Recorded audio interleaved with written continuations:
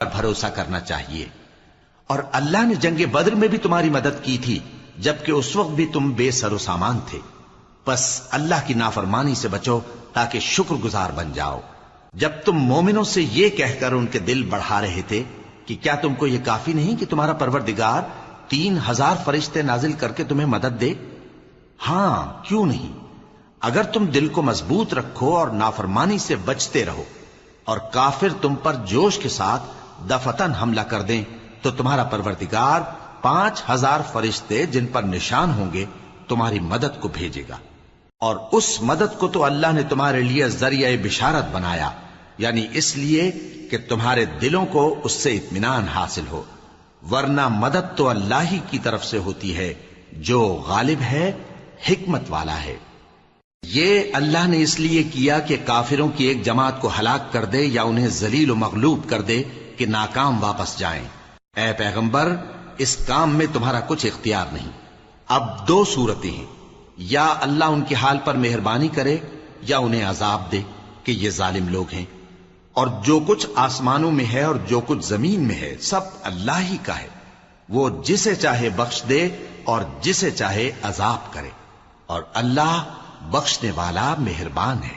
ऐ ईमान वालो, दुगना चौगना सूद न खाओ और अल्लाह से डरो ताकि कामयाब हो जाओ। और दोजख की आग से बचो जो काफिरों के लिए तैयार की गई है, और अल्लाह और उसके रसूल की इताअत करो ताकि तुम पर रहमत की जाए।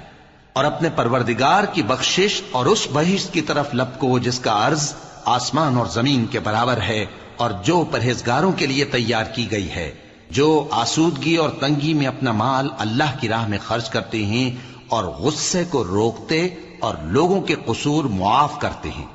और अल्लाह नेकूकारों को दोस्त रखता है। और वो कि जब कोई खुला गुनाह या अपने हक में कोई और बुराई कर बैठते हैं तो अल्लाह को याद करते और अपने गुनाहों की बख्शिश मांगते हैं। और अल्लाह के सिवा गुनाह बख्श भी कौन सकता है, और जानबूझकर अपने अफाल पर अड़े नहीं रहते। ऐसे ही लोगों का सिला उनके परवरदिगार की तरफ से बख्शिश और बाग हैं जिनके नीचे नहरें बह रही हैं, और वो उनमें हमेशा बसते रहेंगे। और अच्छे काम करने वालों का बदला बहुत अच्छा है। तुम लोगों से पहले भी बहुत से वाकयात गुजर चुके हैं, तो तुम जमीन में सैर करके देख लो कि झुटलाने वालों का कैसा अंजाम हुआ। ये कुरान लोगों के लिए साफ पैगाम और अहले तकवा के लिए हिदायत और नसीहत है। और बद्दिल न होना और न गम करना। अगर तुम सच्चे मोमिन हो तो तुम ही गालिब रहोगे। अगर तुम्हें जख्म शिकस्त लगा है तो इन लोगों को भी ऐसा जख्म लग चुका है। और ये अय्याम जमाना है कि हम इनको लोगों में बदलते रहते हैं। और इससे यह भी मकसूद था कि अल्लाह ईमान वालों को जुदा कर दे और तुम में से बास को शहीद बनाए। और अल्लाह बे इंसाफों को पसंद नहीं करता। और यह भी मकसूद था कि अल्लाह ईमान वालों को पाक साफ बना दे और काफिरों को नाबूद कर दे। क्या तुम ये समझते हो कि बे आजमाइश बहिश्त में जा दाखिल होगे? हालांकि अभी अल्लाह ने तुम में से जिहाद करने वालों को तो अच्छी तरह मालूम किया ही नहीं। और यह भी मकसूद है कि वो साबित कदम रहने वालों को मालूम करे। और तुम मौत शहादत के आने से पहले उसकी तमन्ना किया करते थे, सो तुमने उसको आंखों से देख लिया। और मोहम्मद सल्लल्लाहु अलैहि वसल्लम एक पैगंबर ही तो हैं, इनसे पहले भी बहुत से पैगंबर हो गुजरे हैं। भला अगर ये मर जाएं या मारे जाएं तो तुम उल्टे पांव फिर जाओगे? और जो उल्टे पांव फिर जाएगा तो अल्लाह का कुछ नुकसान नहीं कर सकेगा, और अल्लाह शुक्रगुजारों को बड़ा सवाब देगा।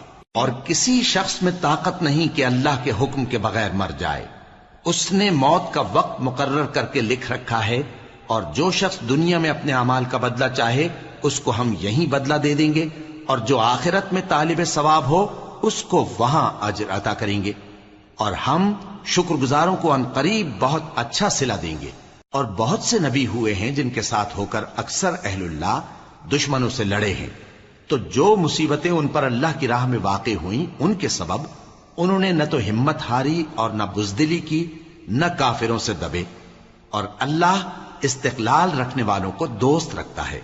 और इस हालत में उनके मुंह से कोई बात निकलती तो यही कि ऐ परवरदिगार, हमारे गुनाह और ज्यादतियां जो हम अपने कामों में करते रहे हैं मुआफ फरमा।